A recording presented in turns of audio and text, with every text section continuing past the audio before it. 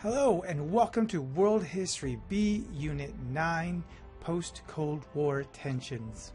So I'll admit the term post-Cold War tensions is a little bit of a misnomer, a little bit inaccurate, because a lot of these so-called post-Cold War tensions were actually conflicts that had started long before the end of the Cold War, but with the fall of the Soviet Union and the ending of the Cold War, they started to earn a lot more of America's attention and involvement. Closer to home in Mexico, in the Chiapas province's Lacandan jungle, a rebellion against the marginalization of the indigenous population, that means the native population, the 1992 amendment to the Mexican Constitution, and the expected results of NAFTA began to take shape. Many of these people were farmers in southern Mexico who were feeling like they were being left out of Mexican government, like they were basically just being ignored, and that too much of what the Mexican government was doing was about making the United States happy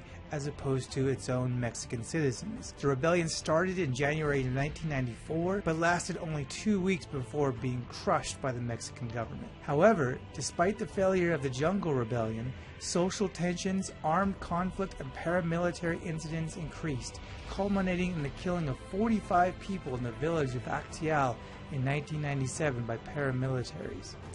Public desire to resolve the conflict led to the downfall of the PRI, which is a political party that dominated Mexican politics for 71 years and is still a dominant force today, as you can see by the 2012 political map. But it opened the door for other political parties, other ideas, other approaches towards how to govern in Mexico, other than just the PRI's way of doing it. Going back to Europe, Bosnia is a region in central Yugoslavia. Yugoslavia used to be controlled and dominated by the Soviet Union. But the leader of Yugoslavia, free from communist control, free from the influence of the Russians, engaged in ethnic cleansing to remove all Muslims from the area. You see, as brutal and terrible as the Russians were over any territories they controlled, one thing they didn't allow was infighting. They didn't allow different ethnic and cultural groups to fight each other. It was a peace enforced by the military.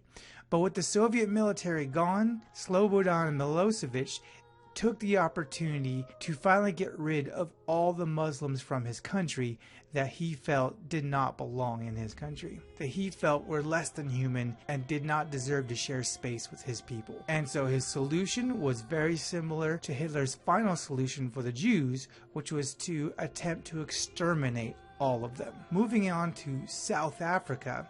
South Africa was living under something known as apartheid, which is the complete separation of races. Much like what you might have heard about Jim Crow laws in the southern United States, only much, much worse. Although one thing in common between the two was the impact it had on Africans themselves. Many Africans living in Africa lacked a national identity of what it even meant to be African due to boundaries set by its former colonial controllers that ignored ethnic and cultural divisions by forcing rivals to live near each other and separating people that had common culture, common tribal affiliations from the past. In 1913, the Natives Land Act was passed, making it law that black people could no longer own land. 87% of the population was then restricted to living only on 13% of the available land.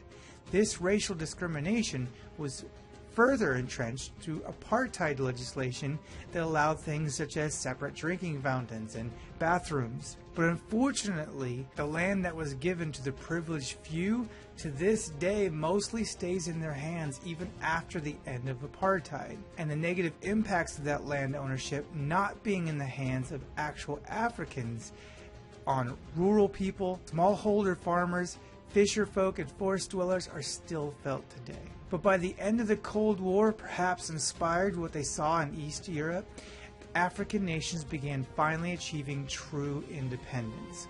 The result of which being this mosaic of countries here on this map, which shows you which each present-day African nation is most known for. Some very good things like the abolition of slavery, football, and unfortunately some nations are known only for chaos or crisis. The last president of South Africa under apartheid was F.W. de Klerk. Upon being elected, it was his goal to transform South Africa. He began to slowly dismantle many of the apartheid separations and divisions that kept blacks and whites from interacting with each other, being able to marry each other, being able to live near each other, and eventually agreed to hold free elections for all Africans and not just the privileged few in 1994. And in 1994, the leader of the African National Congress, who was imprisoned by the South African government for decades for the sole crime of protesting against racist policies, was peacefully elected to the presidency of South Africa in 1994. And that's all the time we have for this video. If you have any questions, please ask me in class.